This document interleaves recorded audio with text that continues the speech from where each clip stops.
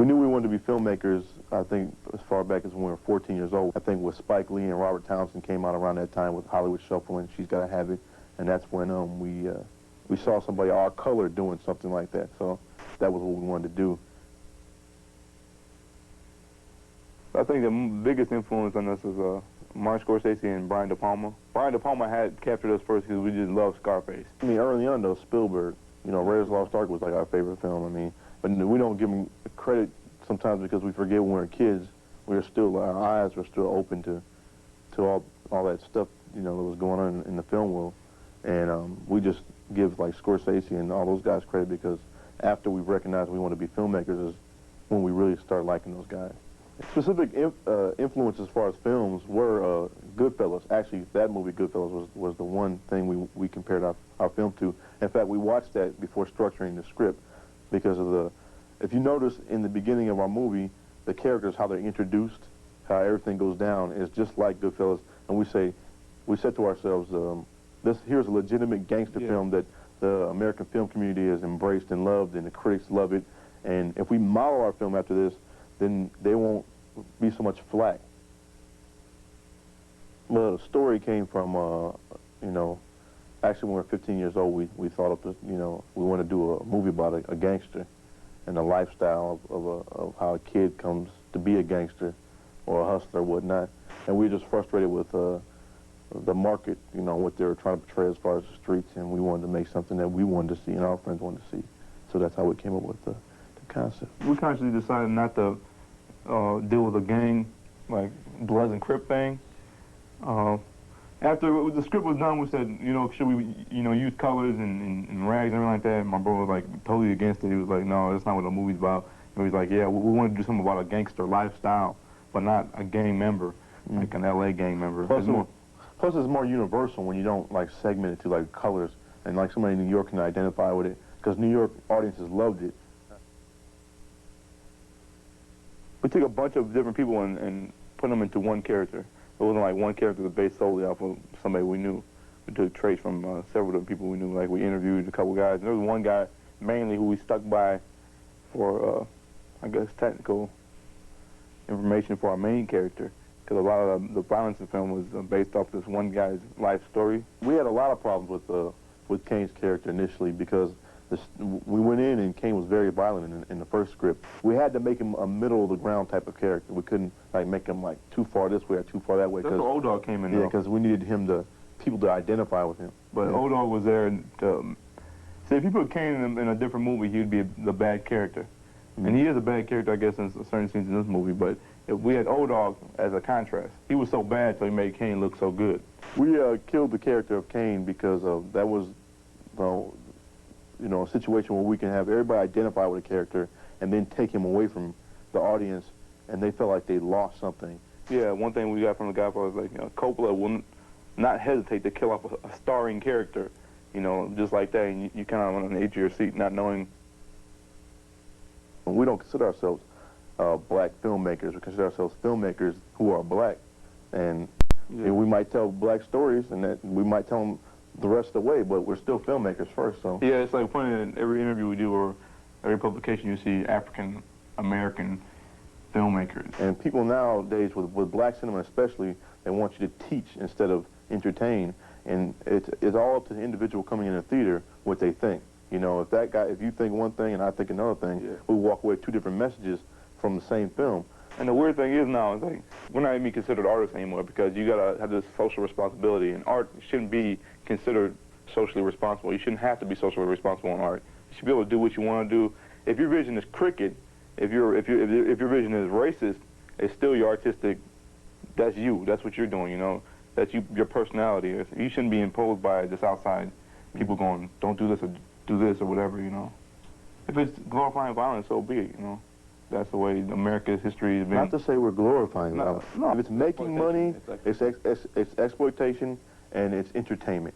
People, if they're not intelligent enough to realize that this is the underclass of a certain group of people, you know, that's the way they operate, then they have no business even seeing a film. I mean, like Goodfellas, for instance, that's just the way those Italians operate. Not all Italians are like that. Those Italians are like that. And every race is that underclass, that criminal mind, and that's the one we chose to, you know, to show. And it's not the whole race, but a lot of people don't want to see that. We expected to get more backlash than we did. We barely got that much. I thought the black community would be like up in arms about the whole thing, like, why are they doing this? You know, but it wasn't like that at all. I think people need to understand generally that there's criminals out there, whether white or black. They might go about their MO is totally different, whatever, but if you're killing, you're killing. I think what surprised us most about the response to the film is the fact that anybody liked it. I mean, we knew the script was good. We knew if we stuck to the script, it would be a good movie. But there was a lot of things that we didn't get, and we weren't satisfied at the end with the movie. And we especially didn't think the critics were like they're gonna smash this film, whatever. But we were prepared to take that. I didn't really care at the time.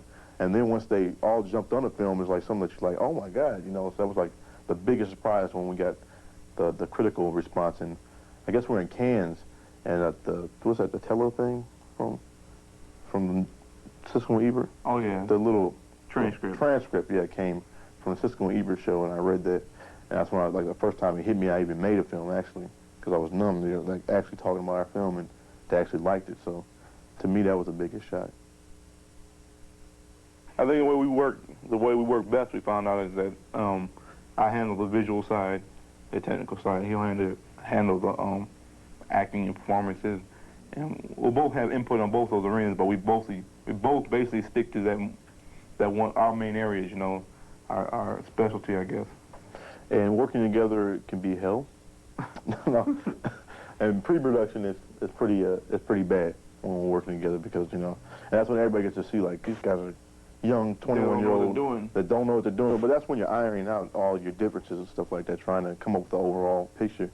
And then when we get into the movie, it's different. Hopefully the next one it won't be like that, but there might be some fights there.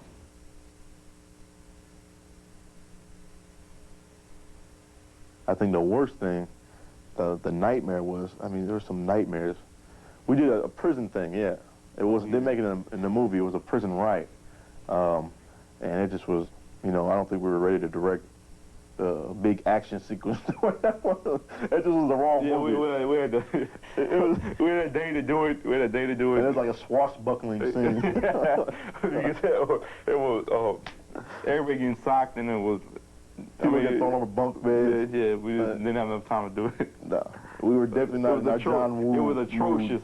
And one thing we were thinking before we sat down and started making our shot list was, let's give each individual scene its own style. Let's not stick to one style through the whole film. Plus, there was on the set, there was a lot of spontaneous camera moves we had to come up with because of time restrictions. You had like an elaborate shot list, and then there's like, don't got enough time to do it, so we had to re-choreograph actors, and a lot of people in the film weren't actors, and whoever had talent and was raw, it didn't matter what their resume, because I don't look at resumes. It's just like, because they're lying anyway here. Yeah, whoever just had the skill, and we were fortunate enough to see a lot of good ones, like Lorenz Tate. Lorenz was one of the ones that was a gold mine, I guess. It had nothing to do with us. It's that he brought so much to that character that we knew we needed to use him. Yeah. Jada Pinkett, who came in, who we never thought the characters would look anything like those two, and they came in and totally changed our perception of what we thought the characters were. Our life has changed both professionally and personally in a lot of ways. Professionally, a lot of things are open to us that weren't open to us before, that nobody would ever think about letting us do. It's weird. It's like, before we did this, we were doing music videos and we were stuck in rap, right? But just because we did a film, we can now do R&B videos and rock and roll videos. I don't know where the creative license comes from, but yeah, it's like all of a sudden, oh my God, you guys are directors, and we had been doing music videos for 2 years. Our personal lives have changed to the point where I'm paranoid. I don't know about him. I don't like being out much, and we don't really like being in the industry anyway.